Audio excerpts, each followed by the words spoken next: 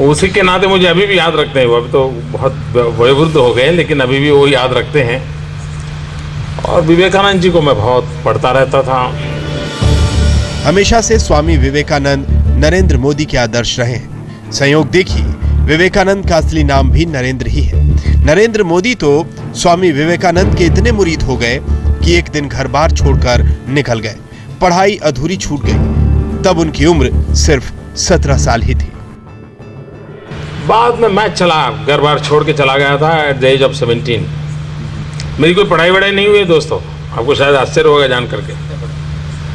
तो मैं स्कूली शिक्षा गांव में किया, और जैसे मैडम बता रही थी ना कि अपनी शिक्षा के कारण आदमी आगे नहीं बढ़ता है, तो मेरी शिक्षा ही नहीं हुई इसलिए बढ़ गया।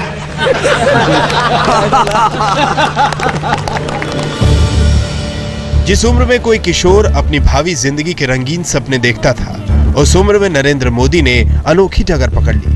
घर से निकले तो सीधे हिमालय की राह पकड़ ली। घर में किसी को भी कुछ पता नहीं था कि नरेंद्र आखिर गए कहां। मैं लंबे अरसे तक हिमालय में रहता था। अपनी मन की कुछ और आशा आकांक्षाएं अभी भी हैं। फिर पता नहीं क्यों वहां से कहीं और चले गए, और फिर सही सामाजिक काम में लग गए, और भटकते भटकते पता नहीं कहाँ पहुंचा दिया है। लेकिन पता नहीं, उस ऐसी है कथा लंबी। लेकिन विवेकानंद जी का मेरे मन पर बहुत प्रभाव रहा होगा, ऐसा कभी कभी मुझे लगता है। अपनों के बीच जब नरेंद्र मोदी होते हैं तो बातें कहां से कहां पहुंच जाती हैं। कसक सामने आ जाती है, मलाल जुबान पर आ जाता है। नरेंद्र मोदी ने स्कूल कॉलेज में ज्यादा वक्त नहीं दिया, लेकिन स्वाध्याय जमकर किया है। और अब उनकी व्यस्तता का आलम ऐसा है कि पढ़ने का वक्त नहीं मिलता। ये मलाल भी मोदी अपने ही अंदाज में बताते हैं। मुझे जो किताबें पसंद थी वो शायद आपको पसंद हो या ना हो, ये भी एक सवाल है कि मैं उस दुनिया में बहुत रहा हूँ जहाँ पर आपको जाने की जरूरत नहीं है, क्योंकि वरना औरों के कपड़ों कौन पहनेगा। आप वहाँ चले जाएंगे, औरों के कपड़ों का क्या होगा। इसलिए आप उस चक्कर में मत पड़िए, और बाकी जिससे आनंद मिले, ज़्यादा दिमाग खपाना न पड़े। किताब पढ़ते हो और बच्चा आ जाए तो बंद करके बच्चे से बात करने में उतना ही आनंद आ जाए।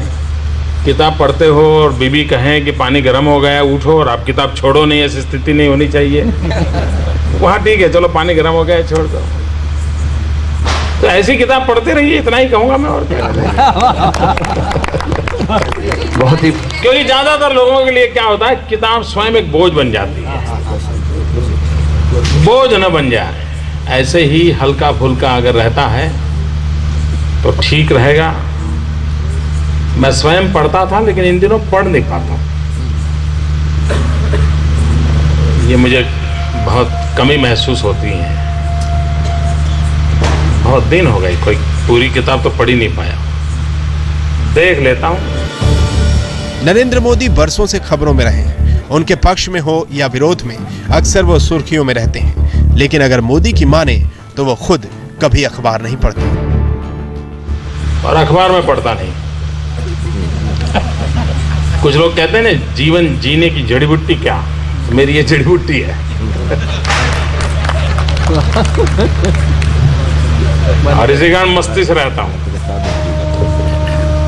किसी को कुछ जवाब भी देने की फिर जरूरत नहीं पड़ती।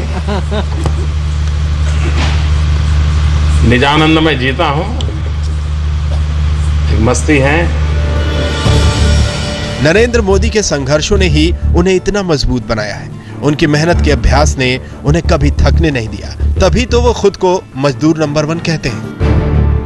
परिश्रम करने की मेरी जो प्रतिबद्धता है, परिश्रम करने की मेरी जो पराकाष्ठा है, इसमें इस देश में किसी को शक है क्या? किसी को शक